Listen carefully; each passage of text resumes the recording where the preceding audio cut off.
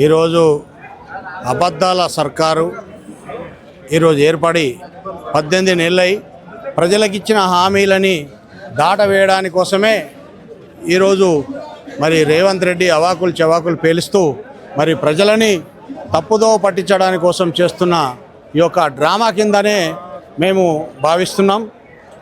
అదేవిధంగా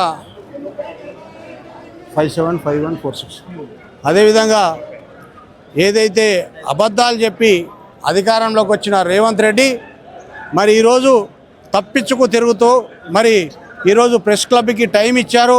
మా గౌరవ BRS party working president KT Ramarao గారు అన్న సమయానికి ఇక్కడ ప్రెస్ క్లబ్కి వచ్చారు. మరి ఆధారాలతో సహా ఇక్కడ నిరూపించడానికి ఇక్కడ వారు ప్రెస్ సోదరుల ముందు నిలబడి ఉన్నారు. మరి వారు పారిపోయి ఢిల్లీలో ఉండి మరి డ్రామాలు ఆడుతున్న డ్రామా రేవంత్ రెడ్డి మరి నీ చరిత్ర ఖతమైపోయింది. నీతోనే మరి కాంగ్రెస్ పార్టీ కూడా ఇక్కడ ఖతం చేయడానికి కోసమే నిన్ను ముఖ్యమంత్రి చేశారు. నువ్వు ఖతం చేయడానికే ముఖ్యమంత్రి అయ్యావు. మరి బీజేపీ కాంగ్రెస్ ఏకమై మరి నరేంద్ర మోడీ సూచనల మేరకే నువ్వు పనిచేస్తున్నావు. రేవంత్ రెడ్డి నీ చరిత్ర ఇక్కడతో సమాప్తం అయిపోతుంది.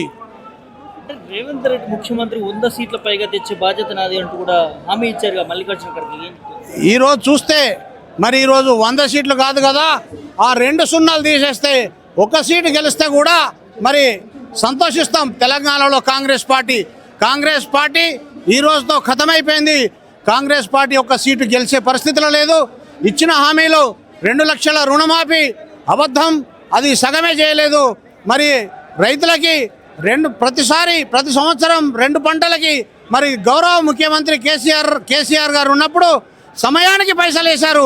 మరి ఆ పైసల్ని ఈరోజు రేవంత్ రెడ్డి 3 దఫాలుగా ముంచేసి 1 దఫా వేసి లోకల్ బాడీ ఎలక్షన్స్ పెడతానని చెప్పి మరి 1 దఫా వేసి మరి తోక ముడిచే ఈ రేవంత్ రెడ్డి నీ చరిత్ర ఖతమైపోయింది ఈరోజుతో.